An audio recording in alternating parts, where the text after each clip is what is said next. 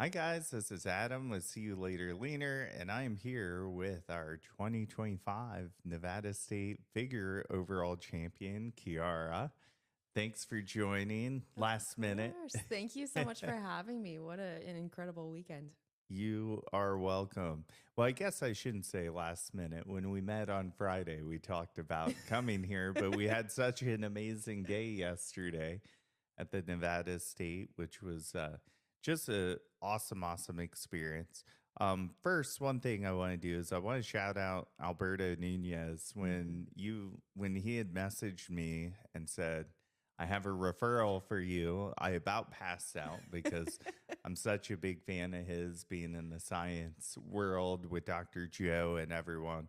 And it was one of those parts of my career where I was like, I feel like I've really made it by getting a referral from him. So thank you, Alberto, for connecting us. We really, I Mhm. feel like, have hit it off right from the start, and 100%. we are a really good fit. Um, but let's talk about like the journey leading up to the prep for us, like some of the Yeah. differences with peak week for you and how Yeah. this week went. Yeah, I think with bodybuilding, just like any other sport, you learn very quickly what not to do. And there's a ton of value in that, not only for myself, but being able to share with other people.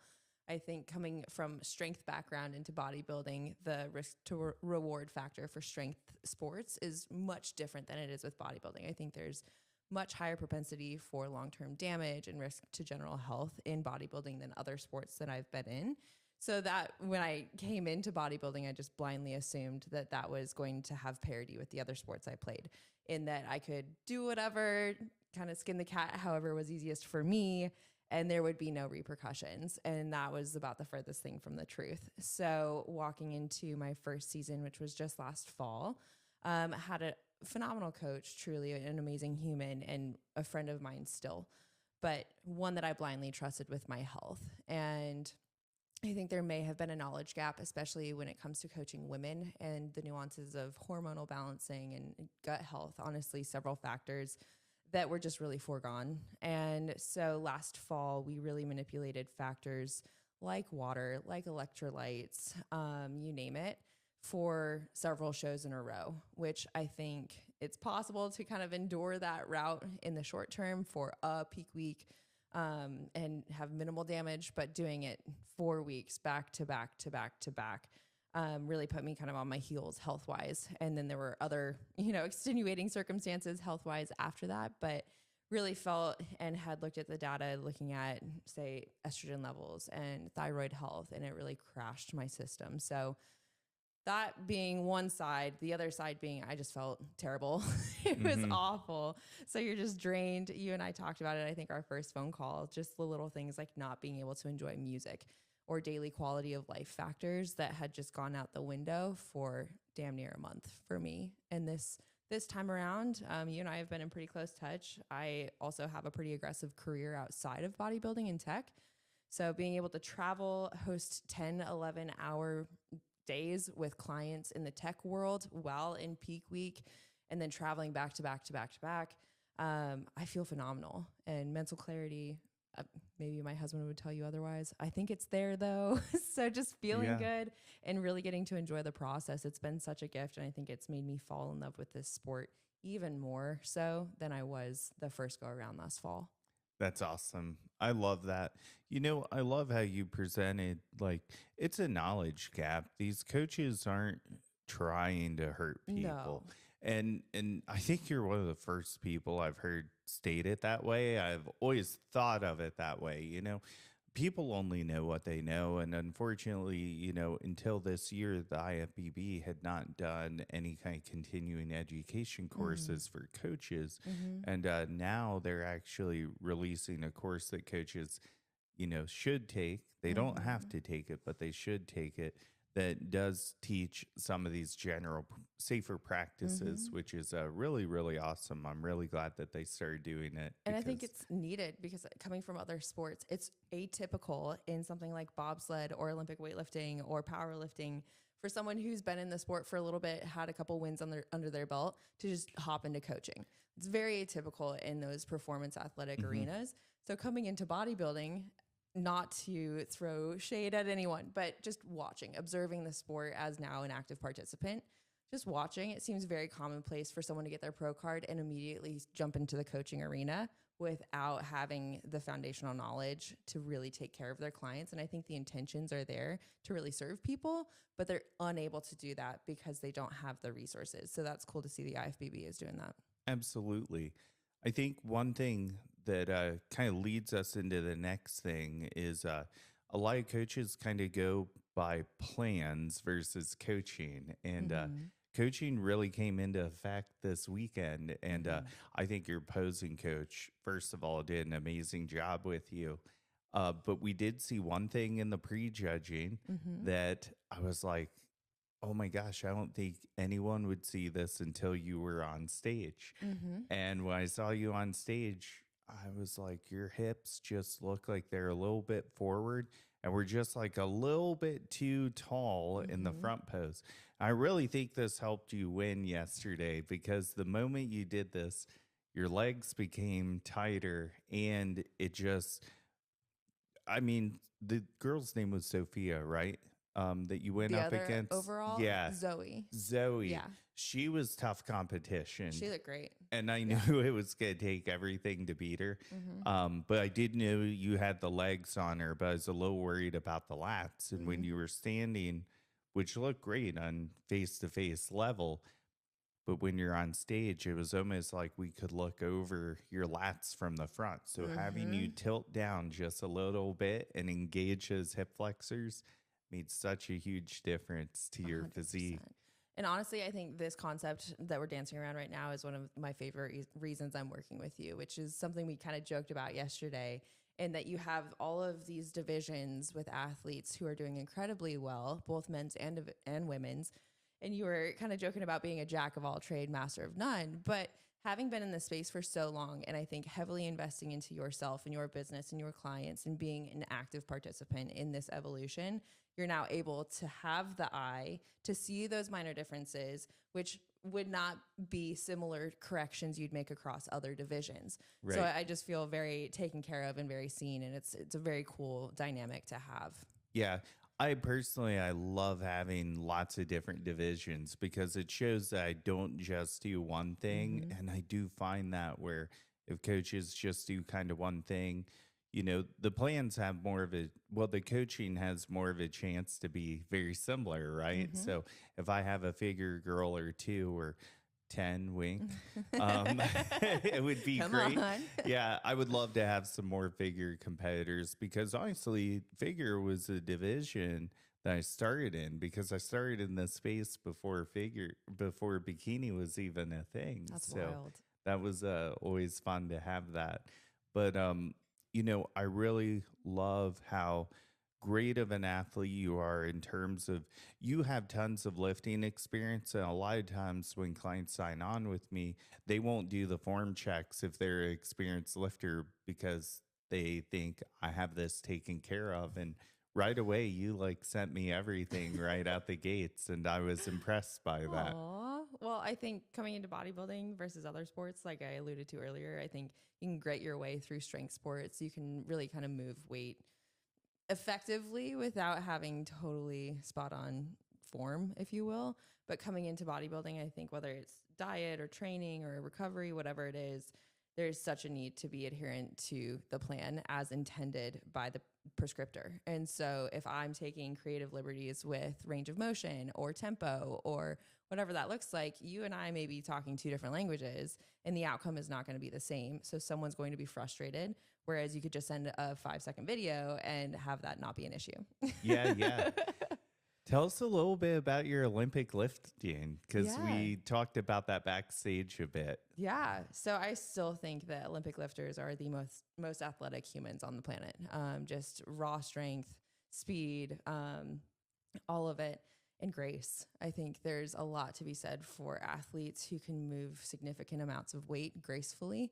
But yeah, I kind of came from an endurance background way back in the day. So if you saw a picture of me 10, 15 years ago, would be completely different than now.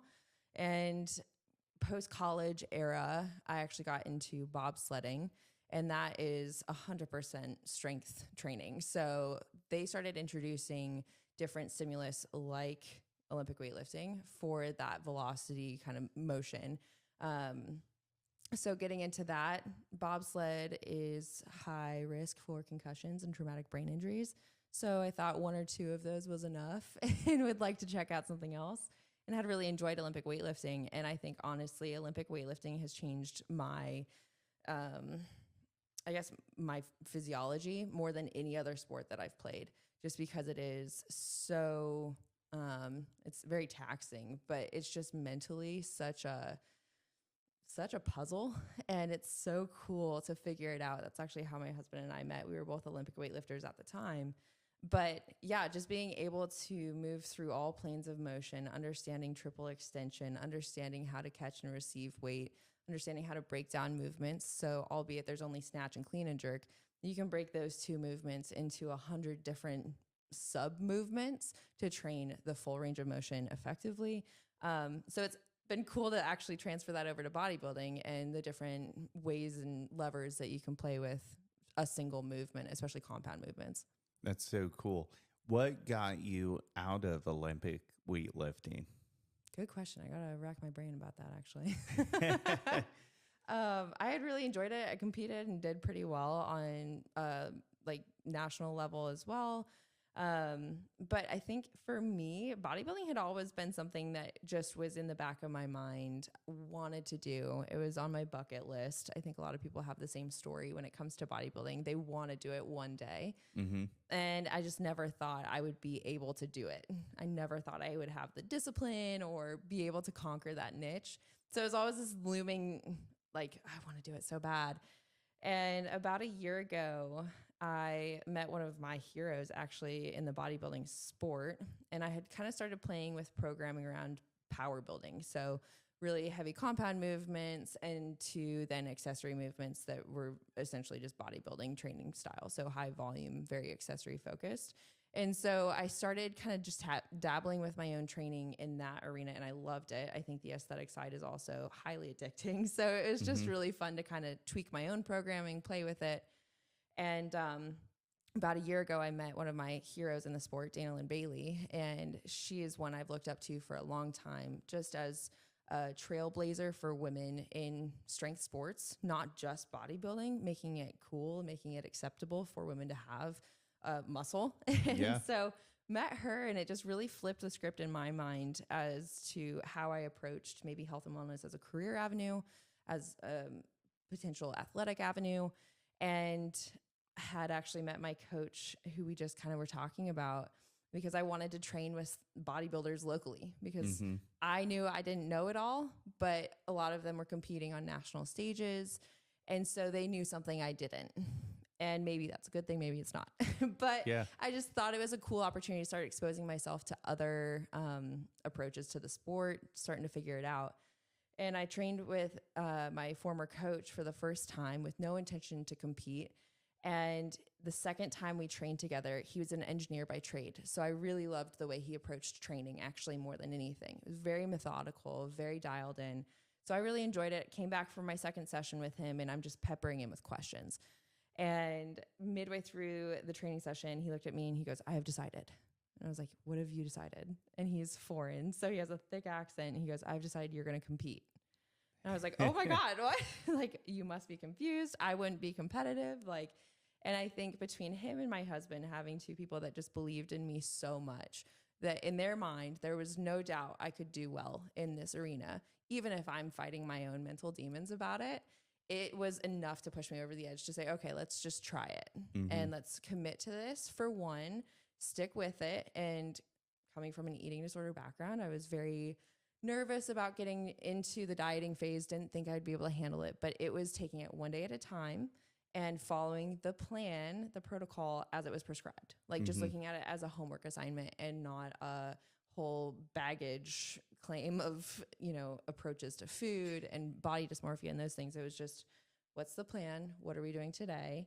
Okay, now we do tomorrow. And sure enough, we got to our first show. Yeah, a lot of people so worry that they're just going to get overweight right Mm-hmm. away when they bulk. And Yep. it's really important to have a coach who meets you where you are. Mm-hmm. But it also is important for an athlete to kind of stick around long enough for the coach to adjust the plan and Mm-hmm. suit it to you. Because, you know, when you came to your coach and they have you, bulk and that makes you worried and you gain a pound or two the first Mm-hmm. week, maybe we don't want to do that, but give them time to adjust it. And I think that kind of brings me back to the space of coaching that sometimes stinks because people are so afraid that they're stuck with a plan versus a coach actually, adjusting things for Mm-hmm. you. We're not going to be right all the time when we do the first intake or something like that for you. Mm-hmm. Um, it's oftentimes the first week, the week that I don't adjust anything, or it's oftentimes the week I adjust something. Mm-hmm. Like week one is a very paramount week, and Mm-hmm. it really sets the tone for what direction you go with the client, and even just how that client performs in the first week, because that should 100%. almost be the easiest week because it's the week that they're going to have the most excitement about working with you and starting the Mm-hmm. plan. So 100%. And I think that's what makes a really cool coach athlete dynamic too. With previous coach, I think there was a lot of the approach that this is what it is as far as the meal plan, training plan. If you don't like it, that's too bad. And so there wasn't room for feedback or dialogue about what was going on. And that frustrates me as an athlete because I know my body better than you do. I know my body better than anyone else does. And so when I ask questions or want to make sure that I'm feeling what I should be feeling, I just want confirmation that I'm on the right track. And for you, we came into our relationship with a pretty big deficit to start bringing out the legs. hmm And I was exhausted. I mean, it was a deficit. yeah, And so I just wanted to make sure, is this expected? Am I supposed to be feeling exhausted to this degree? Are these things expected based off of where we're headed right now? And just getting a simple yes, but there's going to be a light at the end of the tunnel was all I needed. I was like, okay, great. We're on the same page. Like we yeah. can keep doing this as long as we both are on the same page. It's funny because we came in a little bit behind, right, for our first show date. And I think we were able to speed up to Mm-hmm. Kentucky very well. But we almost threw the branch warren in there. You had asked me. And it's funny because I never told you this. I probably will let 90% of my athletes do that show, even based on where you were.